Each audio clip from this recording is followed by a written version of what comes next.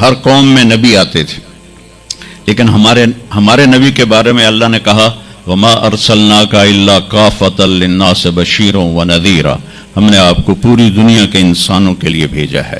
تو اس کے لیے ضروری تھا کہ آپ کی زندگی کی ہر چیز کھلی کتاب کی طرح آج بھی ہمارے سامنے موجود ہو۔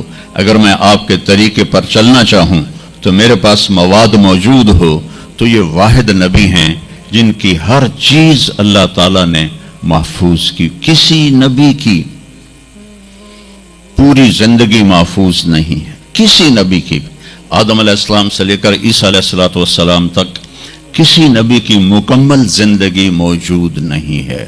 اور ہمارے نبی کی زندگی پیدائش سے لے کر آنکھ بند ہونے تک ایک ایک پل کی زندگی آپ کی ہمارے پاس موجود ہے۔ لقد جاءکم رسول من انفسکم، میں موریتانیہ گیا، وہاں پڑھتے ہیں لقد جاءکم رسول من انفسکم۔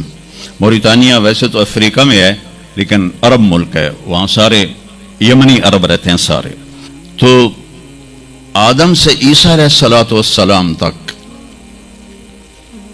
کسی نبی کی مکمل 25 نبیوں کے نام قرآن میں ہیں، 25 آئے تو 1,24,000 ہیں۔ 1,24,000 میں 5 نبی سب سے بڑے ہیں، نوح علیہ السلام، ابراہیم علیہ السلام، موسیٰ علیہ السلام، عیسیٰ علیہ السلام اور محمد علیہ السلام۔ یہ 5 نبی اولو العزم کہلاتے ہیں، یہ سب سے بڑے رسول ہیں، سب سے بڑے رسول ہیں۔ لیکن زندگی صرف ہمارے نبی کی من انفسکم میں اشارہ ہے آپ کی خاندانی وجاہت کی طرف، کہ آپ بنو ہاشم سے ہیں جو سب سے عالی خاندان ہے، اور آپ کا نسب آدم علیہ السلام تک محفوظ ہے، بے داغ نسب ہے۔ آپ نے فرمایا میں اپنے باپ، جتنے بھی میرے پیچھے باپ ہیں، کسی میرے باپ سے زنا ثابت نہیں ہے، میرے کسی باپ نے زنا نہیں کیا ہے۔ یہ نسل کی حفاظت کا نظام چلایا۔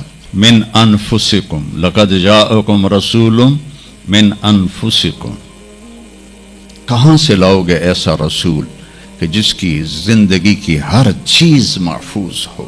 پھر افریقہ میں پڑھتے ہیں من انفسکم، انفس کہتے ہیں نفیس کو، کہ ایسا نفیس کوئی ہے۔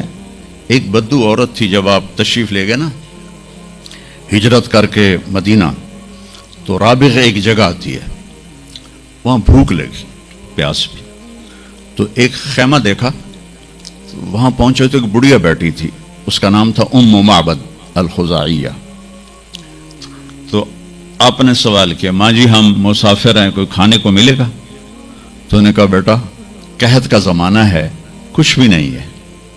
تو ایک بکری بیمار اور کمزور اور بن بیاہی کھڑی ہوئی تھی، تو آپ نے کہا اس بکری سے دودھ نکال لوں؟ تو اس نے ایسے بڑی حیرت سے دیکھا کہ یہ عرب ہو کے ایسی بات کر رہا ہے کہ اس بکری سے دودھ نکال لوں؟ تو وہ کہنے لگی یہ تو بن بیاہی ہے، اس کا تو ویسے بھی اس کے جسم پر بوٹی نہیں ہے، اس سے ایک قطرہ بھی کوئی نہیں۔ کہا ماں جی آپ اجازت دیں؟ کہا لگا ٹھیک ہے۔ تو وہ آپ کو غور سے دیکھنے لگی، چونکہ انہونی بات ہو رہی تھی۔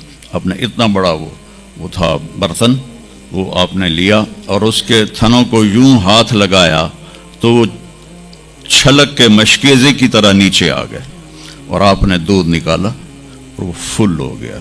آپ نے حضرت ابوبکر کو پلایا، عامر بن فہیرہ کو پلایا، عبداللہ بن اریقت جو آپ کے رہبر تھے، آخر میں آپ نے خود پیا، پھر دوبارہ نیچے بیٹھے اس کے، اور پھر نکال کے پورا وہ جگ بھر کے رکھ کے دے آئے۔ بکری کی عمر ہوتی ہے 7 سال، 7 سال تک یا ذبح ہو جائے یا وہ از خود مر جائے گی۔ بہت کم ہوتا ہے کہ کوئی بکری 7 سے 8 سال ہو جائے۔ یہ اس بکری کو میرے نبی کے ہاتھ لگے تھے، یہ بکری 22 برس زندہ رہی، 22 برس، اور اس کو ذبح نہیں کیا گیا، یہ مر گئی، خود ہی مر گئی، وہ نبی کے ہاتھوں کی برکت۔ شام کو اس کا خاوند آیا ابو معبد، انہوں نے کہا یہ دودھ کہاں سے؟ تو ام معبد کہنے لگی اس بکری سے۔ پاگل ہو گئی ہیں، یہ بکری دودھ دے سکتی ہے؟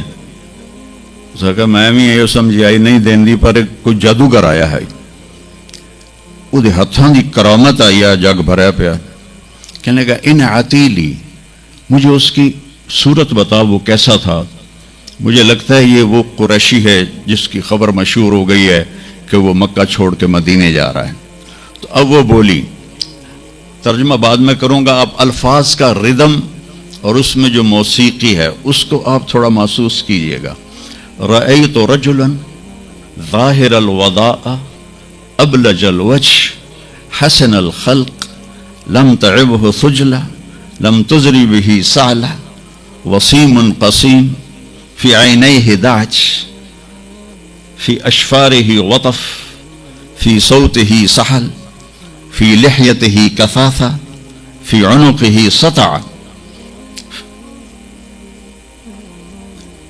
اذا تکلم علاہ البہا واذا سکت علاہ الوقار من انفسکم. میں نے ایک شخص دیکھا مجھے یوں لگا جیسے 14ویں کا چاند ہی کپڑے پہن کے زمین پہ آ گیا ہے. ایسا دیکھا خوبصورت حسن اس کا غلام تھا. لم تعبہ ثجلہ پیٹ نہیں نکلا ہوا تھا. لم تزری بہ سعلہ اور دبلا پتلا نہیں تھا کہ بے روب ہو جائے اور پیٹ نہیں نکلا ہوا تھا کہ بدصورت ہو جائے.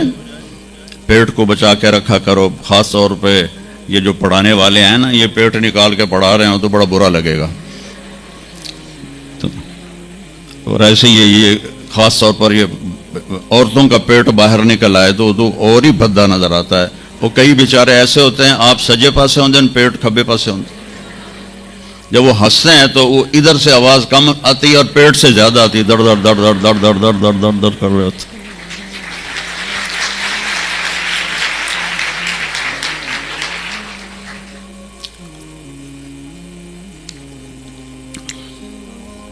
ہمیں اندھا دھند کھانے کی اجازت نہیں ہے. رزق حلال بھی ہو تو میرے نبی نے کہا 1/3 کھانا ڈالو 1/3 پانی ڈالو اور 1/3 خالی رکھو ساتھ لو. لیکن ہم تو کھاتے ہیں بھائی سا بھی نہ آوے.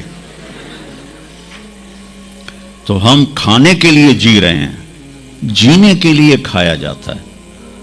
ہمیں کھانے کا ایک تو حلال حرام بتایا شراب اور شربت کا فرق بتایا زنا اور نکاح کا فرق بتایا. ہمارے کلچر میں بوائے فرینڈ گرل فرینڈ کوئی کلچر نہیں ہے. یہ حرام کلچر ہے اور یہ پورے معاشرے کو تباہ و برباد کر دینے والا کلچر ہے.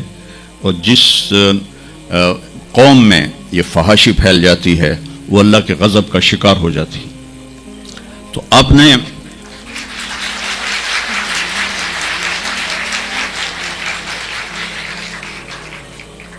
تو ہمارے نبی نے ہمیں ایک کھانے کی چیزیں بتائیں پھر اس کا طریقہ بتایا کہ اتنا کھاؤ اتنا چھوڑ دو تو بیمار نہیں ہوگے. موت آئے گی بیمار نہیں ہوگے. میں ایک بات کہا کرتا ہوں پتے کی ہے پلے باندھ لو. غصے کے وقت زبان پہ قابو رکھو تو آپ کی روح صحت مند رہے گی. غصے کے وقت زبان پہ قابو رکھو تو آپ کی روحانیت صحت مند رہے گی.